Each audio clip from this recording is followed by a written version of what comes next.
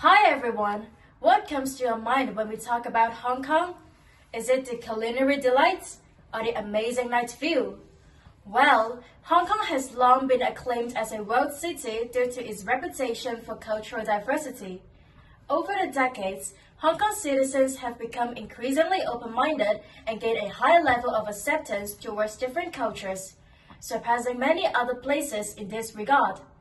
On the other hand, both foreigners and Hong Kong locals are willing to engage in mutual exchange and learn from one another. Given the above, I do think that Hong Kong is successful in cultural integration. Firstly, there is mutual learning and cultural exchange taking place.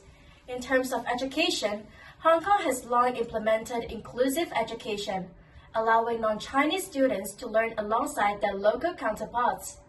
Through prolonged interaction and mutual understanding, children from diverse backgrounds develop acceptance and appreciation for each other's cultures. You see, my deskmate is a girl from Pakistan and she tells me a lot about her culture. She even drew henna on my hands at the Christmas party.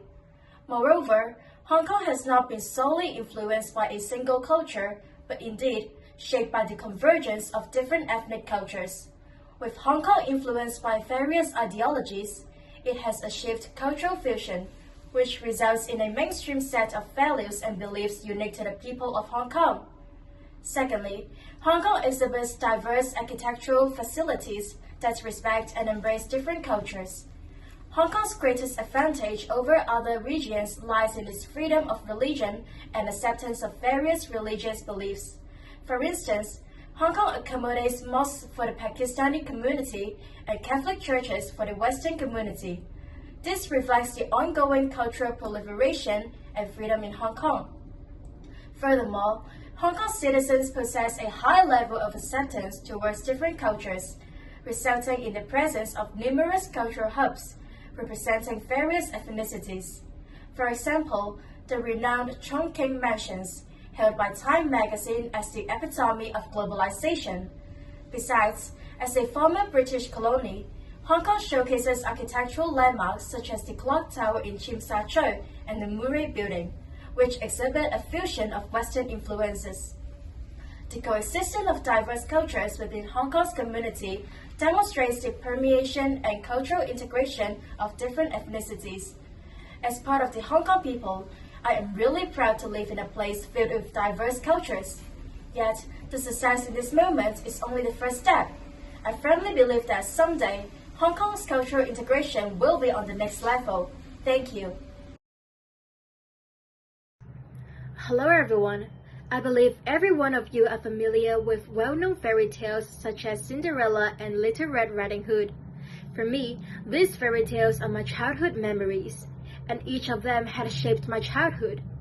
The beautiful endings of the fairy tales convey positive energy to children, letting them know that no matter how many terrible things they encounter, through effort, all difficulties will eventually be replaced by happiness, leaving children with a hopeful vision for the future.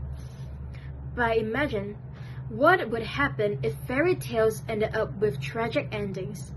What if Little Red Riding Hood ended up being eaten by the big bad wolf? What if all the houses built by the three little pigs are destroyed?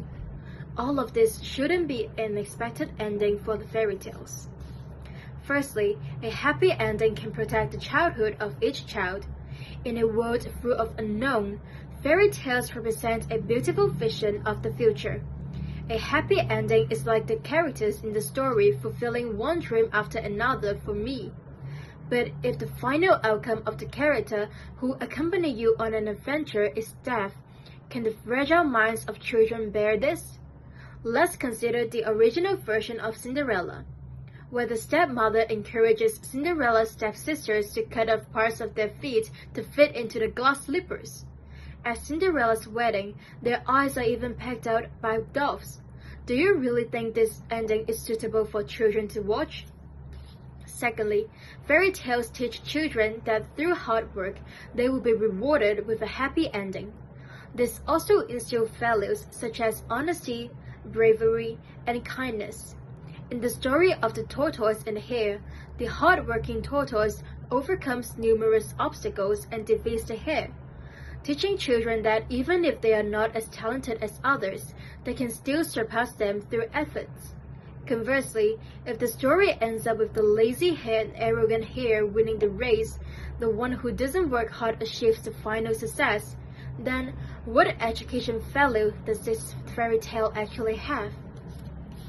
In fact, each and every of these fairy tales aim to shape the image of a protagonist who never gives up, and the happy ending they ultimately achieve can encourage children to face and overcome problems, difficulties, and challenges.